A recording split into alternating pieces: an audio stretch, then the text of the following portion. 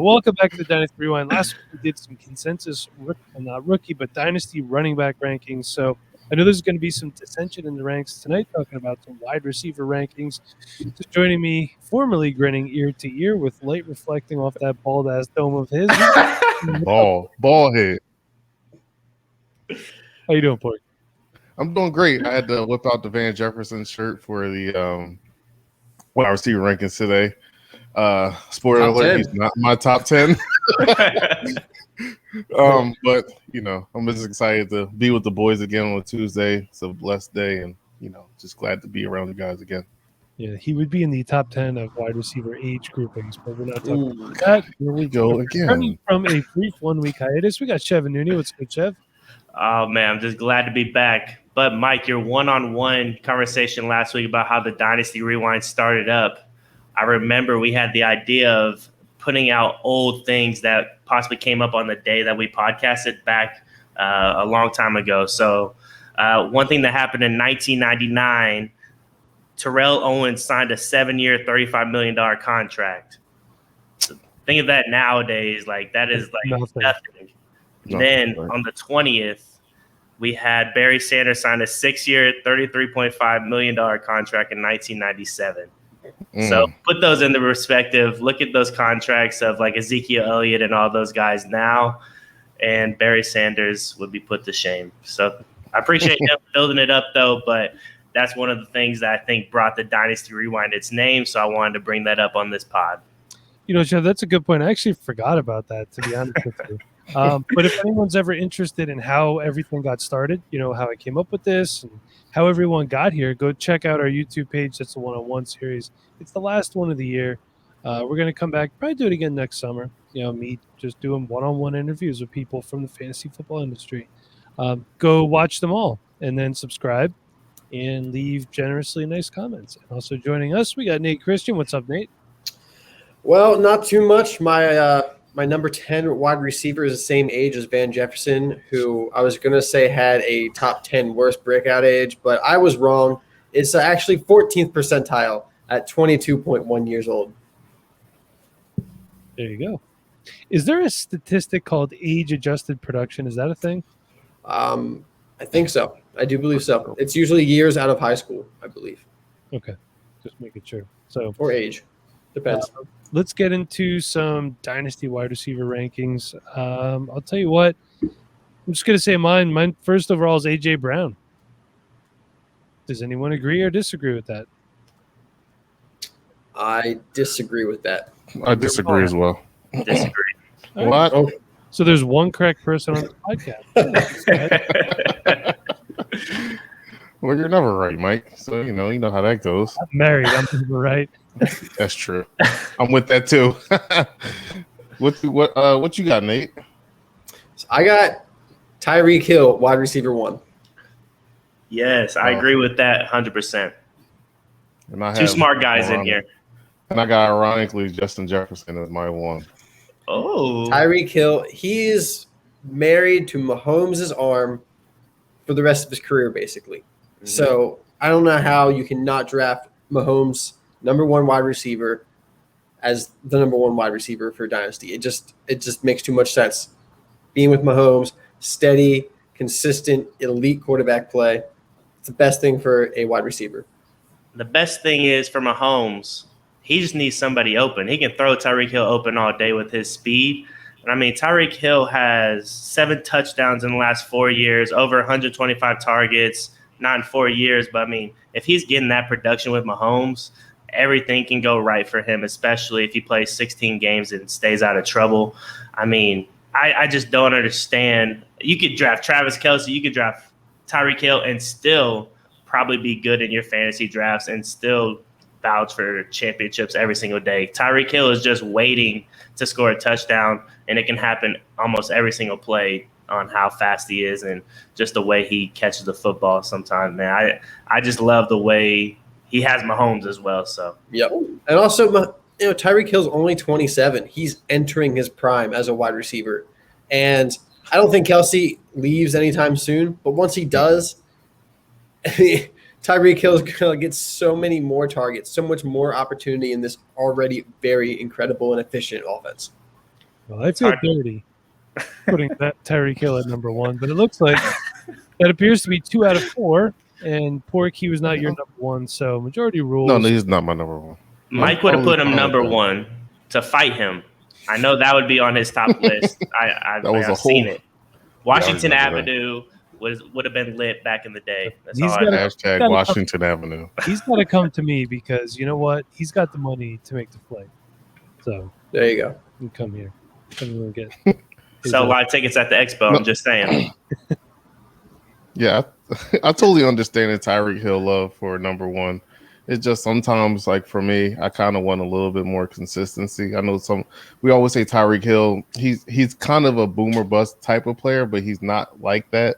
But some games he could get game scripted out if they kind of give him like a bracket coverage on him. So I totally understand why. He's just not my number 1 at this point. So the reason I have AJ Brown is I was really high on him when he came out from Ole Miss. It's one of those things I love. You want to talk about a guy that could take it from anywhere on the field. That's AJ Brown, and he does it with a lesser quarterback too. I don't think that Julio is going to impact him. I think as far as negatively, I think he's going to help him. John Smith is not there anymore. Ferkser is kind of a fantasy darling right now, and I think he's going to be fine. But to me, AJ Brown, he's just a complete wide receiver.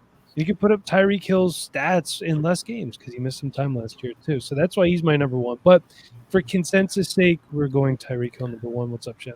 I do want to say AJ Brown kind of scares me a little bit just because the target share. I'm not saying he's not in like top 5 or anything like that, but the target share scares me a little bit. He only saw 100 targets in 1 season so far.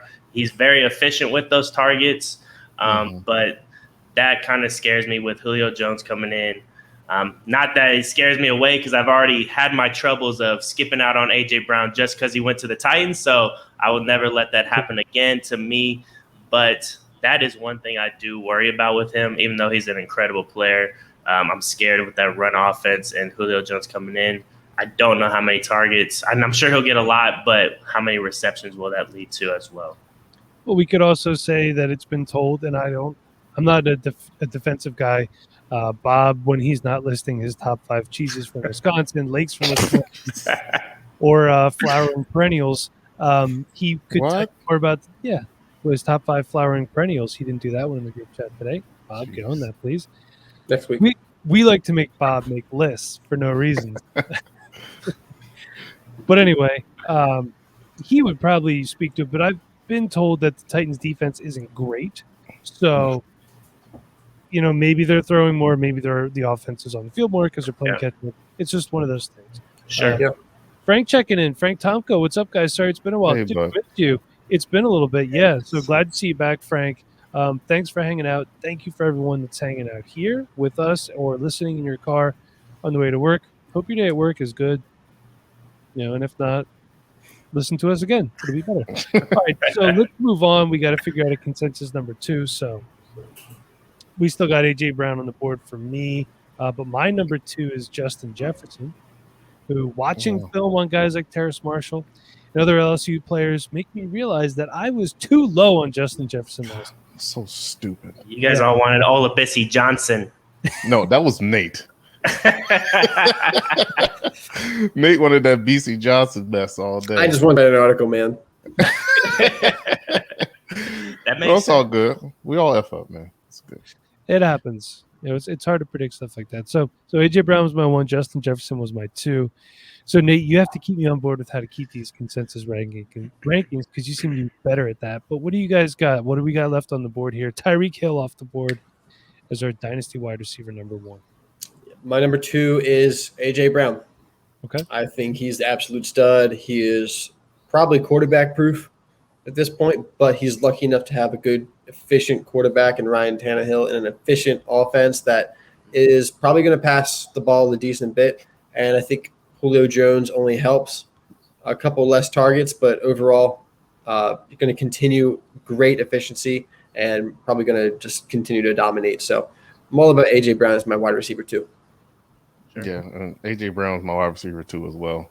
For everything Nate pretty much just said, just the efficiency, and he's just a dog when he's out there. nobody should be that big, should be that strong and fast and running great routes as good as he does. And like Mike was talking about before, I think when people talking about Julio Jones being on the team is going to take away, I don't see that way. It's going to give him more one-on-one coverage on certain plays, and as efficient as he was as being the total number one, he's going to ball out with Julio on the other side, as well as Ferkser up the middle and King Henry in the backfield. They can't stack. Are you going to stack the box, or are you going to take care of up top? So, like, you really don't know. So, AJ Brown's going to eat. And Taylor Cornell, who I'm going to be hanging out with tomorrow night on the FF Intervention podcast. Nice. As long as you don't buy a BC Johnson shirt. Did not buy a BC Johnson shirt. I want to take a minute. Is that supposed to be a shot at me? No. Oh. I do want to say one thing, though. You can do like a baseball player shirt, like in T-shirt style, but I don't feel like that works with football.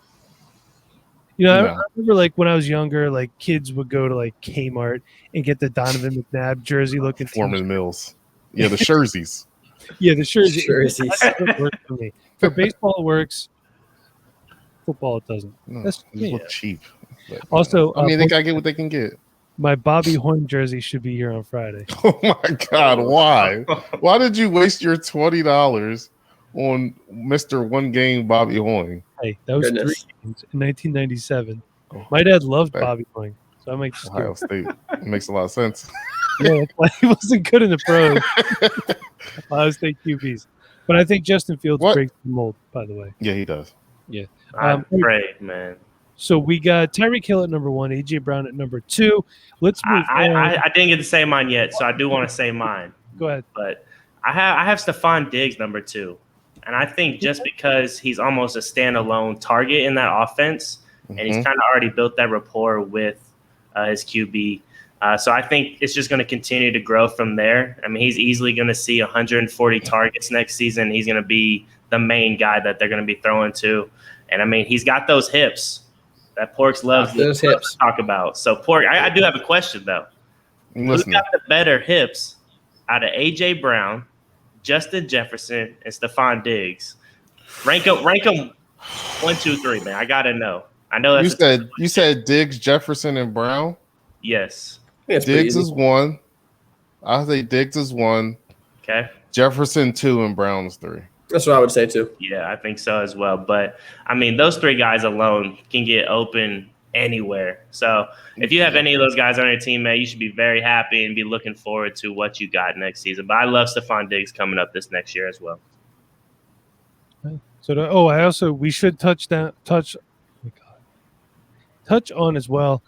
Cam Akers will miss the season with the torn Achilles. So tough break for Cam Akers. You know, feel bad. I was saying people were crazy for drafting him at the 1-8 in a startup, and he hurts himself. But that's the business you're in, man. So please don't take a victory lap when saying that Cam Akers wasn't going to do anything this year.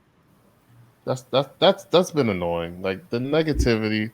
The guy tore his Achilles. Like this is like a real life thing. It's not about your fantasy team or whatnot. Like for me, example, I wasn't high on Cam Akers, but I'm not going on Twitter saying, you know, this is why I didn't draft Cam Akers, because you can't predict an Achilles injury. You just pretty much basing it off of on-field production. So F off if you guys are doing that, because that's super annoying. So we'll see what happens there. They say they're not going to sign anybody, but they're probably going to sign anybody. Until then, stocks up for Darrell Henderson, Jake Funk, and Xavier Jones Jake Funky, about to get funky. I like Jake Funk. I thought, we were saying he's a big heart guy. He's just Yeah. He was all right. I mean, I don't think he's going to do anything, but he might get a shot to do like some special teams work, maybe. Hey, he's better than Pete Guerrero.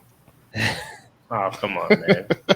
Pete's unmatched. I wish he would have got a shot. Rico Dowdle. Remember him? Talk about him? Yeah. Oh, I love Rico, man. I was super high on Rico, too. I was pissed off he went to Cowboys. Yeah, that was I tough. love Rico. We have watched film on some good players that just never got a chance. And I'm glad Nate was able to bring that to me, because I would have never found these players. Like Hasty McTasty, I maybe would have found, but I think Nate might have brought him on. And I mean, Nate, I want to say thank you to that because you bring these people up that I've never even heard of, and that has definitely helped my game and watching film. So I really do appreciate that, man, for real. Hey, I appreciate it. And look at us now. We tried to watch Xavier Jones tape last year, and he's actually fantasy relevant. Who would have thought? Let's go. But we're the people who watched tape on him last year.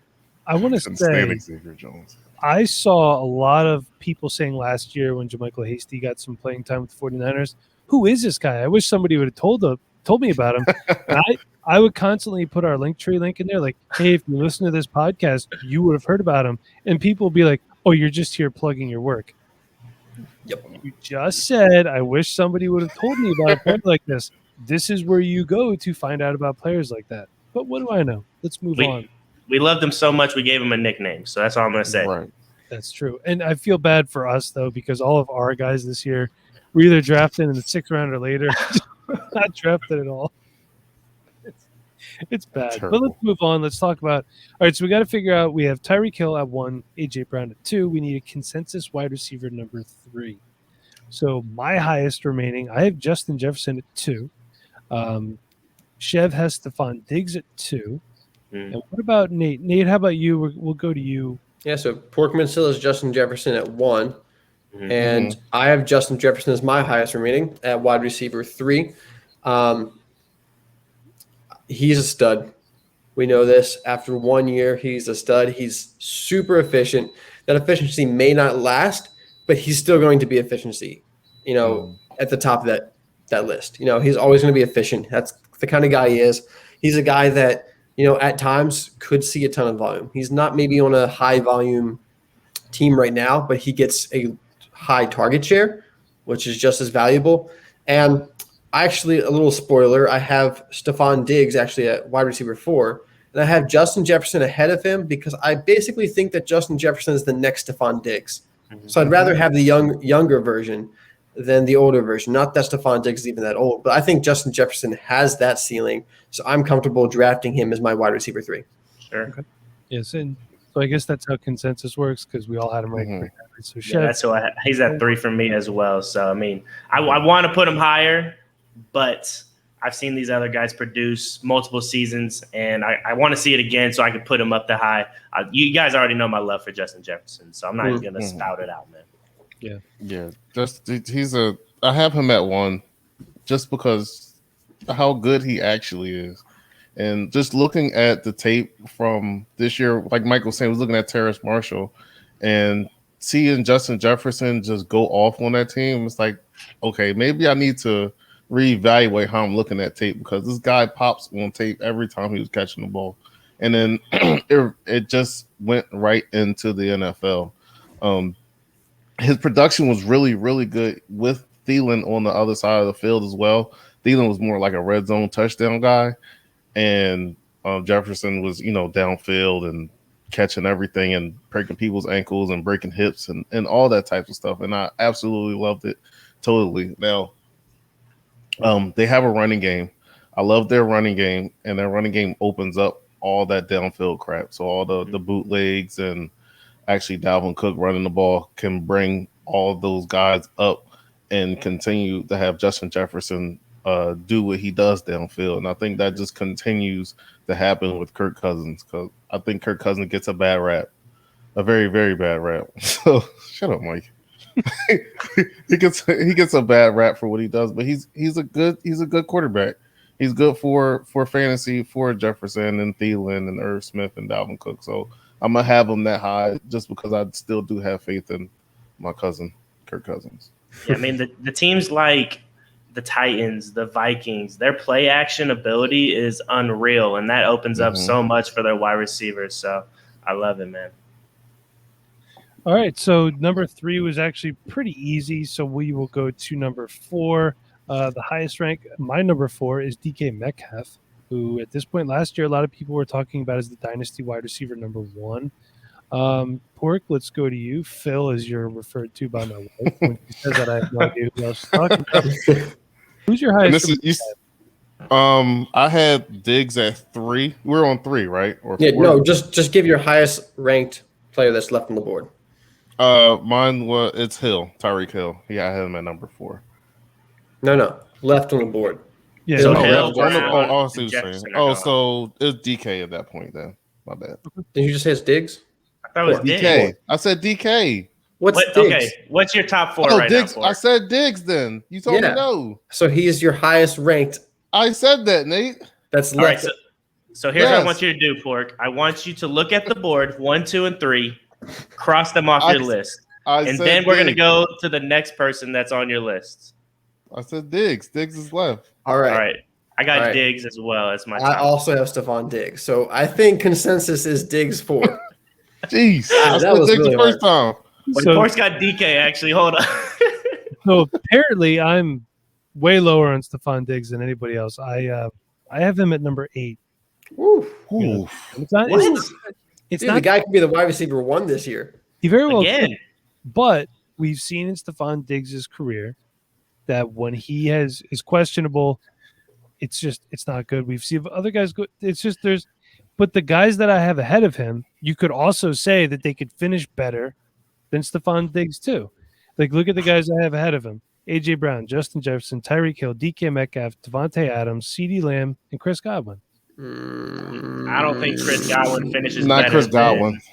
Nah. I don't think CD Lamb either. But Well, listen, I mean, this is your list. Mike Evans is droppable in all formats. I've been told. It's just that I think Porkman or Chev said this earlier. Diggs is the target in that offense for a guy who throws a lot in Josh Allen and throws deep a lot. Mhm. Bombs. I mean, just the upside. I mean, it's almost he's going to have some weeks where it's Tyreek Hill level weeks with Josh Allen. So, and he doesn't have a superstar tight end to fight for targets with. So. Hey. Don't Yeah. start, Nate. He just got Also COVID, not- actually. Is my boy. He's going to do it. No, I think they were talking about getting Ertz or something like that. So That's what I've we heard. got to see. That hasn't Yeah. happened yet, to be honest with I you. know. For a while. I mean, Okay. this Ertz talk has been out there for a year and a half now, it seems like. So You want it to Right, that's happen kind of now. annoying. The last thing you want if you're the Philadelphia Eagles is Ertz to go to training camp, put on a set of pads, and get hurt, Yeah. and then you are stuck with it, or you gotta cut him and take that hit. So For- you need to move him before training camp.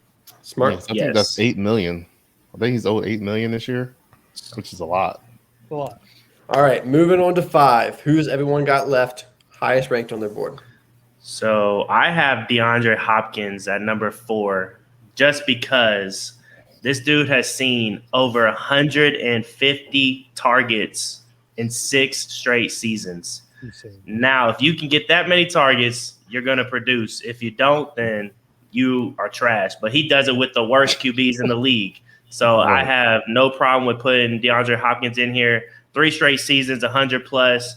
Second year with Kyler Murray. I think last year they missed a little bit of the connection that I wish they could have got in training camp and all that. But with COVID, it just didn't happen that way. So I think this season, going into year 2 with those guys and less clearance on training camps and whatnot, I think that relationship will build as well. And, I mean, the key thing for a lot of these guys, they're quarterbacks. They're really good. So if you want a good quarterback and a good wide receiver, I think we got to go with DeAndre Hopkins for me. All right. And my wide receiver 5, I also have DeAndre Hopkins. We roommates, man. Man, he's a stud, and he's not going down anytime soon. He's a guy who is going to be able to play, late into his career. He hasn't really had a ton of big injuries that are looming over him, and his play style is going to be dominating even when he loses a step. So, and he's on a great offense with a quarterback who has a lot of upside. And, I don't think he really has a second target on that team that's competing with him. Sure. There's a bunch of guys that are competing for like the wide receiver 3 position because there's DeAndre Hopkins, a tier, and then the rest of that team. Pork, who is your highest remaining guy? DK Metcalf. He's tied to Russell Wilson. He's not going anywhere. He's talking a lot of crap this offseason, but he loves Seattle, so I don't see him going anywhere at all. It is that bald head. Actually, it's not bald at all. I'm actually balding. I got shaved. But DK Metcalf, to me, at some points, on the field, he's literally unstoppable. If he's going down the field and it's one-on-one coverage, good luck. There was one play, Darius Slay was literally on his hip, and it just didn't matter. Please stop. And you can't be mad. But Darius Slay had really good coverage on him, and it's like, okay, what can you do? This guy is like 7'1,000. He got the longest arms I've ever seen in my life, and he's like built like the Hulk. Yep. When you have a guy like that can catch the ball anywhere and doesn't have a route branching where he has a route tree, he can do all the stuff that you ask him to do. This is his third year. He's going to get better, which is scary. And I would hate to catch an interception and have him run me down 50 yards, getting nervous. This guy is he's a bona fide beast for Dynasty. And I'll take him. I know we're not talking redraft, but I'll take him there too. So I guess to find out who's consensus, because I know, Mike, you have DK highest rank left, right? You have DK highest. All right. So, Chev, where do you have DK ranked on your list? Let's see. I have DK at 8 at the moment. All right. I also have DK Metcalf at wide receiver 8. Mike, where do you have Hopkins? What the hell?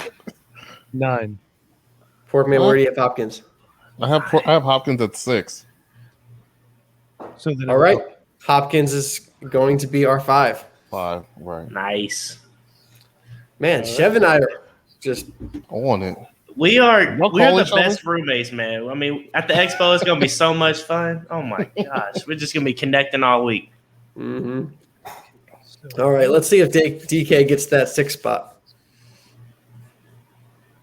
Changing the banner. So, Chev, who do you got at wide receiver 6? I have at 5 still. I have Devontae Adams.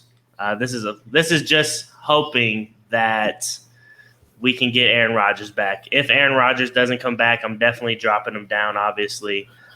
Jordan Love has proven that he is not the greatest. I'm just going to throw that out there. He has caused the demise of the Packers, and if Bob is listening, I mean, it could be his fault. I mean, Aaron Rodgers doesn't come back. It's not his fault that he's there, but he's the guy they drafted. And Blake they even Bortles. Blake Bortles made Allen Robinson fantasy relevant 1 year. 1 year. trash time made. If all we them need is relevant. 1 year from Blake Bortles again, Ew. stop. Mike, stop with the Blake Bortles. Why are we talking about Blake Bortles today? You tell me I'm so negative. I'm over here being positive. It's not Blake Bortles. It's Blake Bortles. Who the hell likes Blake Bortles?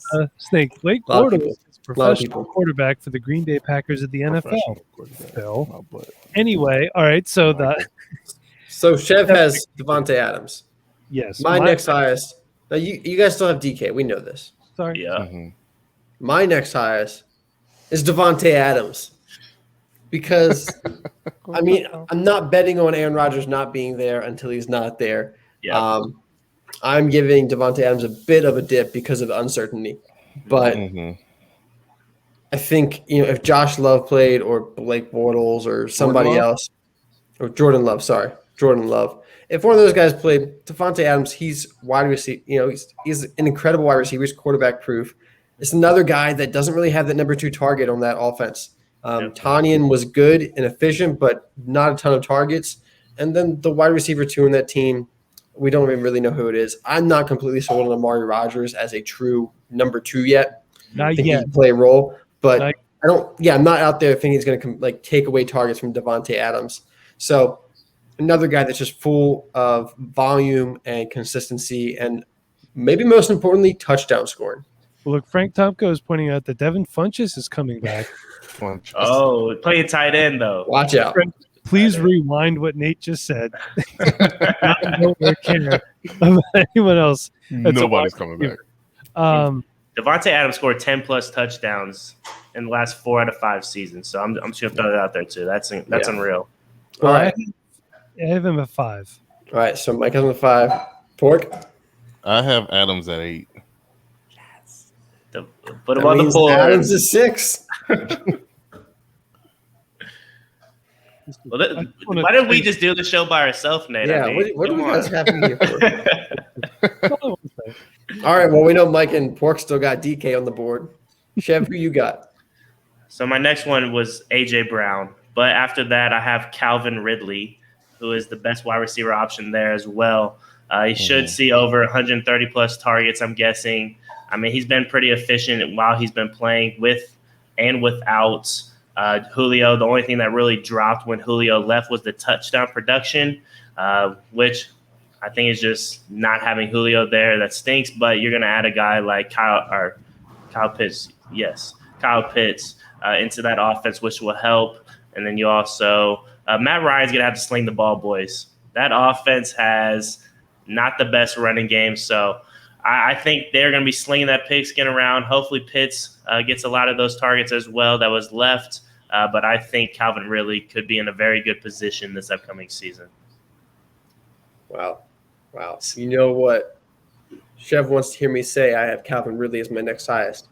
But I do not. Bless the Lord. So my wide receiver 7, actually, so far these rankings are exactly mine.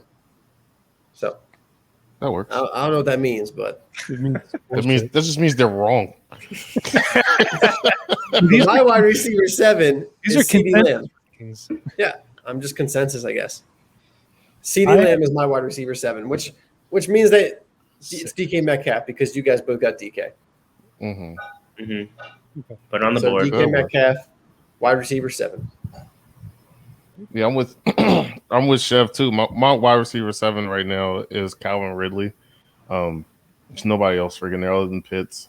I got to see more Olamide Zaccheaus. He's more of a, gadget guy. And Gage is Russell Gage. He's just an average receiver. He does the job, but you can't really trust him for fantasy purposes at all times because if you sit him, he'll be trash. If you play him, he'll be really good. So you're not really sure. So Calvin Ridley, there's no more Julio, obviously. Their defense is still probably going to be butt. So we'll just see how he can catch cheeseburgers. That's funny. Punches. That's stupid. Calvin Ridley is going to be good this year. Just straight volume. Matt Ryan's going to be looking for him. Everybody knows how I feel about Kyle Pitts. I like Kyle Pitts. It's just his first year. I can't trust a first-year tight end coming in and dominating the way people think he's going to dominate. So I think it has to be the Calvin Ridley show and unfortunately the Mike Davis show, which is a really good value in drafts right now. Yep. Yeah. Mike? My next highest available is CeeDee Lamb. I have it number 6. Wow. Ooh, so we're tied here again. We got 2 versus 2. All right. So I have to do the math again. Pork, Chev, where do you guys have CeeDee Lamb? I actually don't have him right now in the top 10 at the moment. Neither do I, Chef. Oh, wow. I guess it's not CeeDee Lamb then. It's not. My next one my is top 10. So next one is Devontae Adams. I have Calvin Ridley at number 14. No. Wow. Yeah. Man. I got Calvin Ridley at 9. Where do you have Adams, Mike? Devontae Adams is at 5 for me. Oh, okay. So I guess he probably is the next one. All right. I guess Calvin Ridley's our wide receiver 8. Great. Now I have to like Calvin Ridley, apparently. Calvin Ridley is one of those guys. It's weird. You know how you have a guy that you don't really have a feel. You don't hate him or anything like that. You just don't have him anywhere for whatever reason. You could never get him in a draft. You just can't seem to acquire him in a trade. For me, that guy is Calvin Ridley. Yeah. It's just whenever I would have a chance to get him in a draft, I felt it was either I was in a position that was too early or I like somebody better. So Calvin Ridley, I'd have to go through and look, but I'm pretty sure I have 0 shares of Calvin Ridley. But I'm pretty sure that LaMichael Pirine is like 100% owned. I have 1 share of Calvin Ridley, and that's one Dynasty owner. Good place to have a Dynasty owner. Good spot, yeah.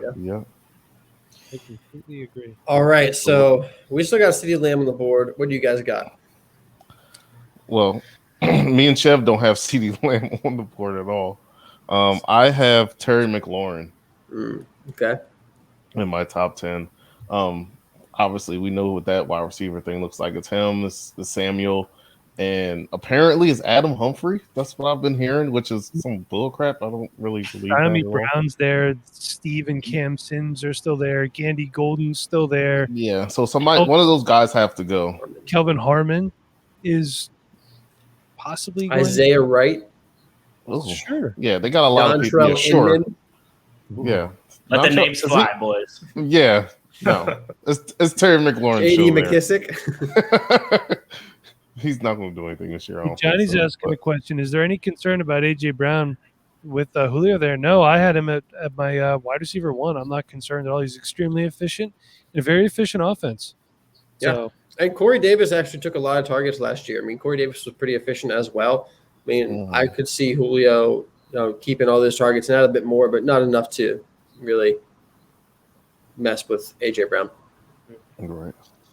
All right. So, again, my highest is CD. Nate, what is your highest again? I forget. CD. We don't know what Chev's is, though, yet. Who's your So highest? my next one was DK, but after that, I have Michael Thomas. I honestly just think they're going to force feed him the ball in that offense. I mean, you don't really have too much around there that has been established yet. Troutman's been there for one season, didn't get very much action. And then after that, I mean, people that just have not produced very well. And I don't really think it matters which quarterback is there because, I mean, he still put up numbers with Taysom Hill. Was it like what Breeze did with him? No. Would you expect that? No.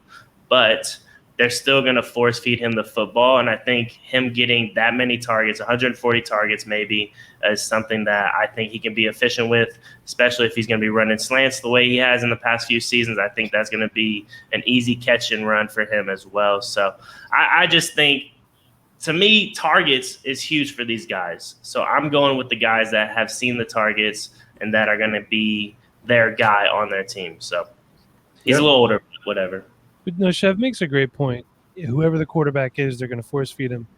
You know, things obviously you don't have a time to really set the offense up when you have a quarterback transition midseason. But Sean Payton knows right now probably who the starting quarterback is. He's instilling things in the offense to make sure that his playmakers like Michael Thomas, Alvin Kamara, these guys are going to get the ball. So if somebody is wavering on a stud player because of a quarterback change, use that to your advantage. Star players, they show out. That's just how it works. Or they move on to another team where they get featured. So Chev's is Michael Thomas. Who's your next highest available player, Phil? I said Terry McLaurin. Terry McLaurin. So we got 2 for CeeDee Lamb. All right.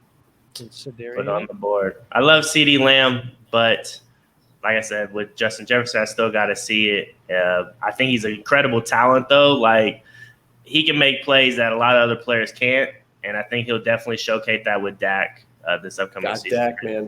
That's why I'm so high on CD. I think he was almost just as impressive as Justin Jefferson, but just didn't have Dak. Andy Dalton came in and just wasn't the same. So he didn't have the same numbers, but I think CeeDee Lamb is just about as talented, one of the most talented wide receivers, especially young wide receivers in the game. And sitting there with the long contract with Dak, I mean, you can't pass on the volume. You can't pass on the touchdown upside there. And also Michael Gallup is a free agent after this year. Amari Cooper, they have an easy out after this year. So it could very quickly change to be CeeDee Lamb and the rest of the who knows who. And I think with Justin Jefferson too, every little thing went right for him.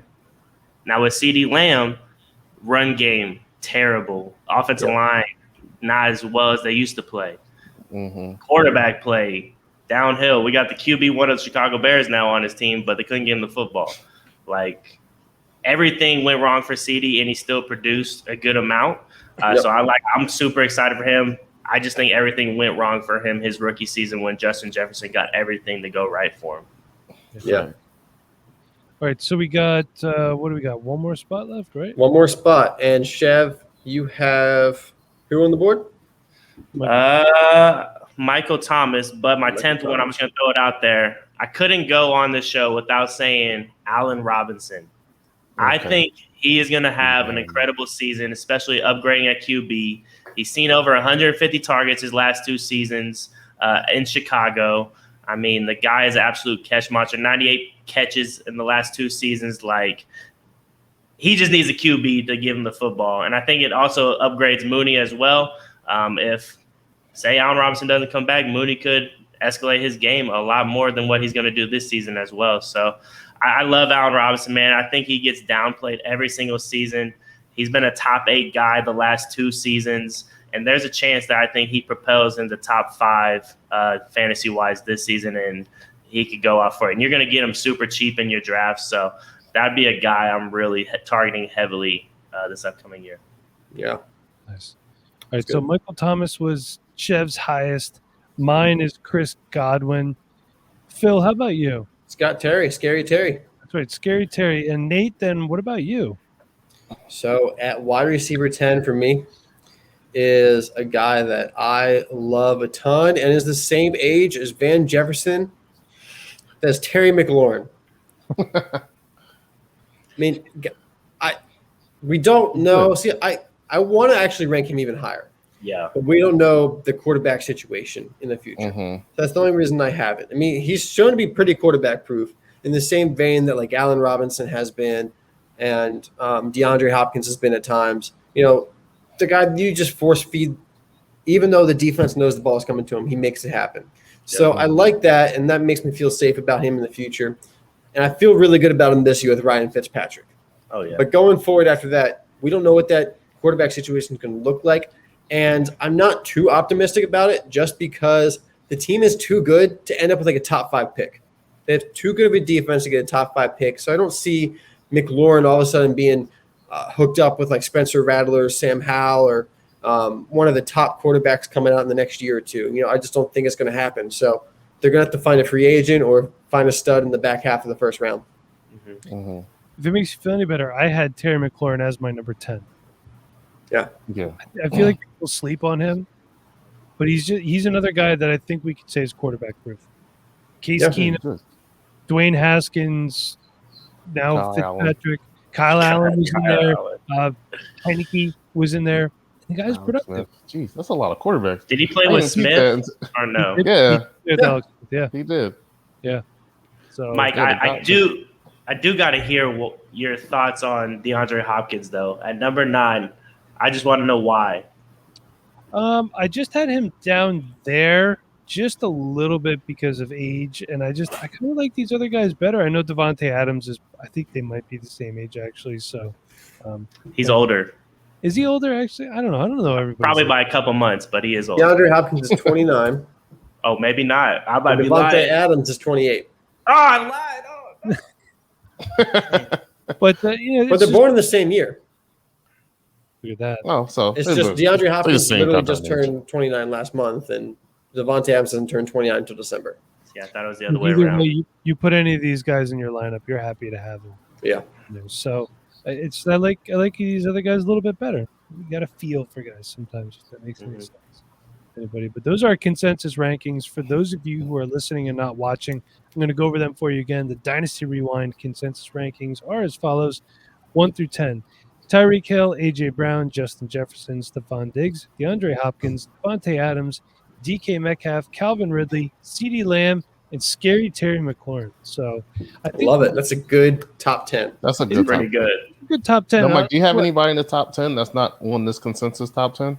I had Chris Godwin was in there. Okay. And then after that, so Chev, you and I, Michael Thomas. I had Chase Claypool at 12, Jamar Chase at 13, Calvin Ridley was my 14, and DJ Moore was my 15. I figured I would go to 15 just in case. I don't know. I just did. So, right. That's how I had it. But that's about it. Before we head out, just want to make sure that everyone knows, hey, we are the champions of that expert division. Head on over to Dynasty.com. Just tell them that the Dynasty Rewind crew sent you. And if you're bored and all your rookie drafts are done and you're itching for a startup, but your wife is going to be really mad, or husband, or whoever, is going to be really mad that you're in another league, play best ball.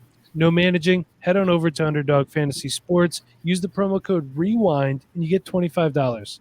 Use the promo code. You get $25. That's it. That's it. You get $25 free to play on the app. That's freaking awesome. Use that code. Helps you win. Helps us. Helps the show. Because we invest that money that we get from them back into the podcast, which is always great. So promo code REWIND, all caps. And you know what? Use that promo code. Send me the link. I'll gladly do a best ball draft with you. It's so much fun.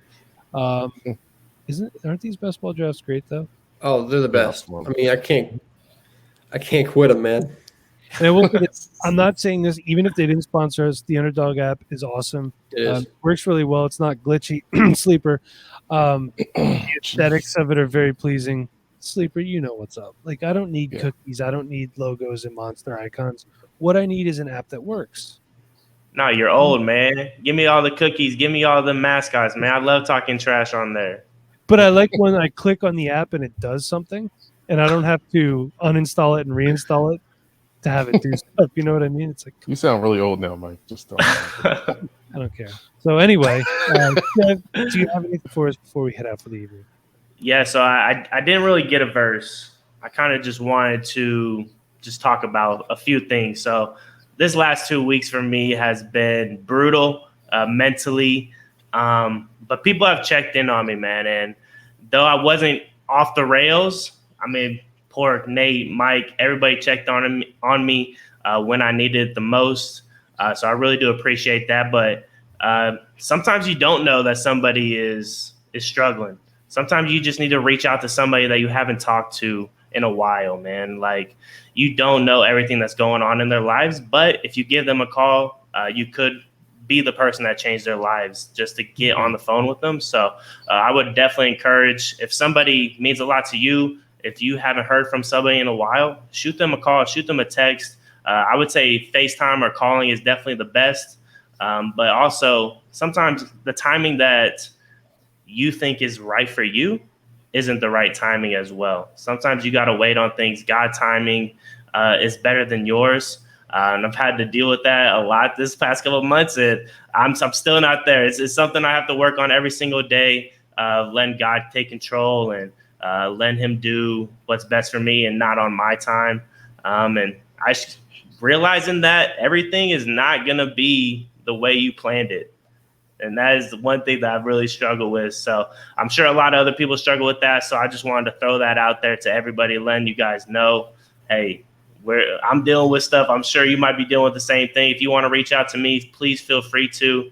Definitely call somebody this week, check up on them, and love the people around you, man. I got a good group around me, and I'm definitely blessed. So thank you guys so much for all you guys do. Of course, Chev, and we love having you here. Glad that you are back after last week. But until we see you again, and then we don't forget, we'll not have a live show next week. I'm on vacation. Chev's going to be away as well. So we do have something pre-recorded, and I believe it is what the kids say is fire. Did I use that correctly? Lit. Jesus, Mike. Lit. They don't say fire no more, bro. So we're still going to have the regular podcast release, and the video will get put out on YouTube. It'll be up Wednesday morning when we normally drop the YouTube video. So that'll be that. It's going to be a great episode. You guys are going to love it, Chev. But until we see you in a few weeks live and in person, where can we find you on Twitter? You can find me at Chev BoyRD, boy with an I. Please feel free to reach out to me. I love getting to talk to you guys. If you guys have anything that I need to get in a best ball league. I haven't been in one yet, so that is on me. Come on, man. I know. One today. Hey, we got to get one in. So if you want to be a part of that with me, or maybe some of the guys will hop in with that, I would love to get in one, man. I heard it's pretty cool, so I'm just gonna go with it. Let's do it. We could set one up on Sleeper because I don't think you could do Underdog in Arizona, can you? I don't know. I think sports betting is allowed. No, I think they did it now. I think we're good. Now. So I think I can actually get in. I'll use the code too. Use that promo code Rewind and make sure you get that link over to me so we can get that slow draft going. But Pork, before you fall asleep in that easy chair there, where can we find you on Twitter? Well, they do like my eyes closed. I promise I'm not smoking or anything. Who's watching? You can find me at FF Porkman.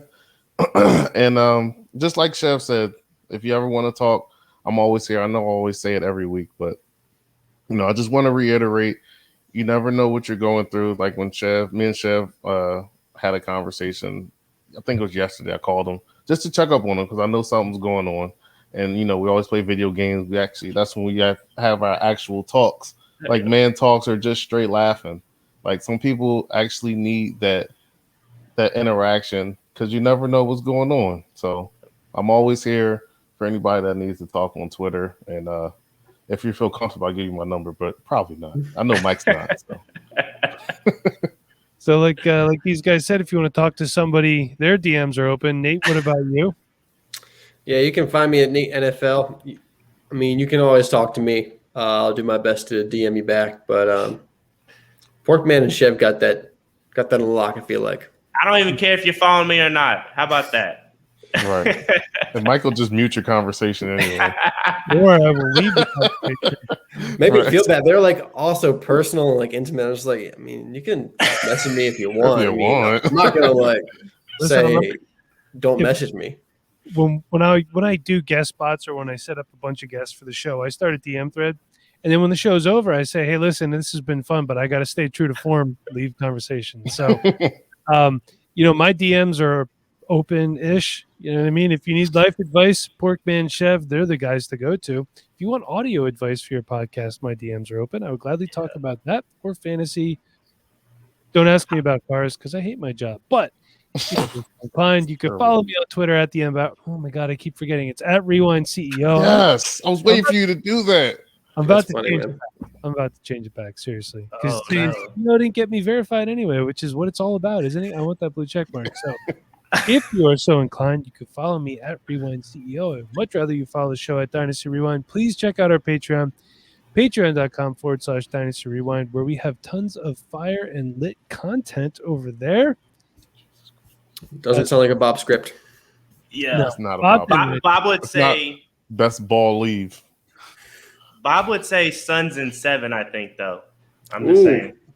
Bob would make me say something. Bob's not the host. Let's put it out there. Man, let's cut this thing, man.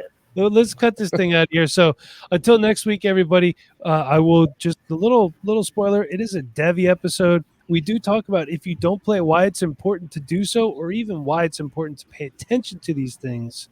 Why that helps your Dynasty League. Got some great guests, Nate and I, and some guests, but you got to tune in next week to find out. Until then, everybody, be kind. Please rewind. Thank you for watching. Thank you for listening. Thanks for listening to the Dynasty Rewind.